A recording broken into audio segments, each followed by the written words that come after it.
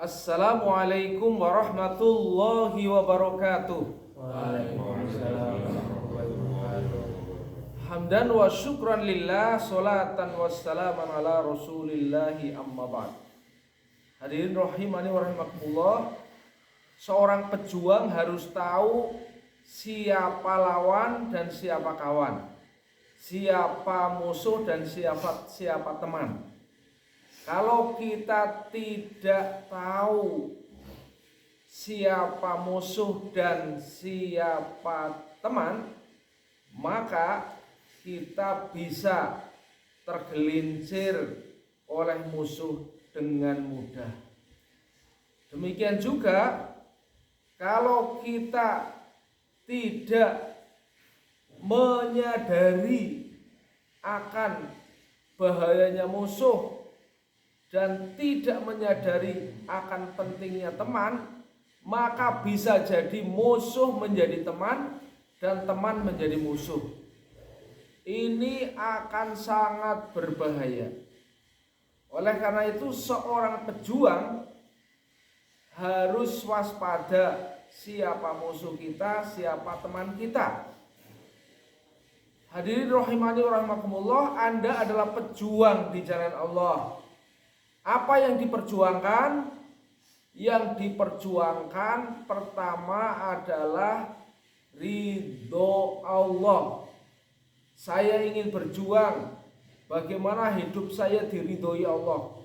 Itu perjuangan yang tertinggi untuk diri sendiri. Yang kedua adalah perjuangan yang tertinggi untuk keluarga.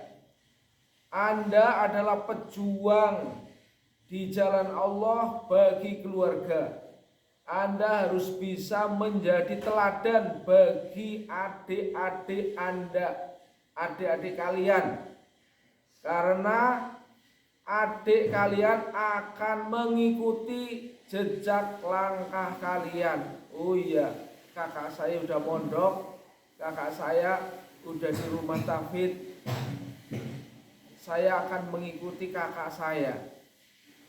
Akan dilihat gerak-gerik kalian, itu akan dilihat oleh adik-adik kalian dan akan menjadi teladan. Oh, kakak saya berbuat ini, kakak saya berbuat itu, akan dijadikan teladan. Kalau teladan itu adalah teladan yang baik, maka kalian akan mendapatkan pahalanya. Seluruh orang yang menyaksikan kalian, amalannya berubah, perubahan amal itu akan Anda dapatkan. Ya, itu sebagaimana yang Rasulullah Shallallahu Alaihi Wasallam sampaikan, man dalla ala khairin falahu ajruhu kamisli fa'ilihi. Siapa yang menjadi teladan kebaikan, maka dia akan mendapatkan seluruh kebaikan orang yang mengikuti. Ya. Tetapi kalau kita tidak menjadi teladan yang baik, diikuti dengan keburukan, menjadi tokoh dan pelopor keburukan, maka kita juga akan mendapatkan dosanya. Nah, anak-anakku sekalian, hal penting yang harus kita ketahui siapa musuh kita. Ya, musuh kita pertama adalah setan. Ya. Ini harus kita tempatkan sebagai musuh. Inna syaitona kana lakum aduwwum mubin. Sesungguhnya setan bagimu adalah musuh yang nyata. Ya.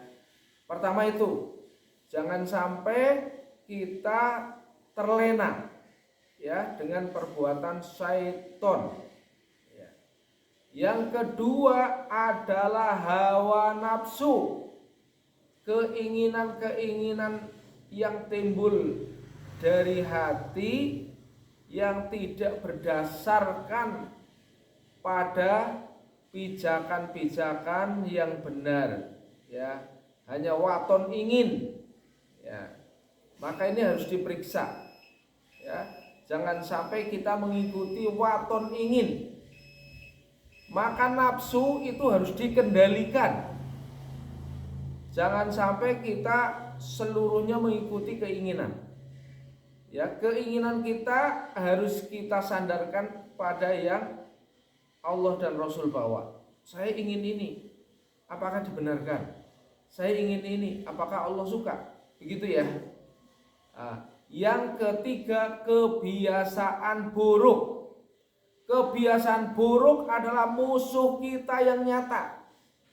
Karena orang yang punya kebiasaan buruk, dia cenderung akan meneruskan keburukan. Maka harus dirubah. Apakah bisa? Ya. Kebiasaan buruk itu harus dirubah. Caranya bagaimana? Pertama, menyadari bahwa itu buruk, mendatangkan dosa. Paling tidak kebiasaan buruk itu akan memusuhi kita dengan proses berpikir, atau masuk ke dalam pikiran kita sambil mengatakan, lah biasa ini nggak apa-apa, ya. Awas, perhatikan, kebiasaan buruk itu akan menyebabkan orang menjadi menyepelekan. Misalnya contoh kebiasaan buruk untuk meninggalkan sholat, itu kan keburukan yang mengarah kepada kekafiran dan kekufuran. Tapi karena sering ditinggalkan sholat, lah aku biasa meninggalkan sholat, nggak apa-apa, ya, maka ini harus diperangi kebiasaan buruk. Ini benar nggak saya gini, ya. Jadi kebiasaan buruk harus diperangi. Bahkan misalnya seseorang punya kebiasaan buruk, wah, saya kalau saat sholat mesti gebelet ngising. Ya.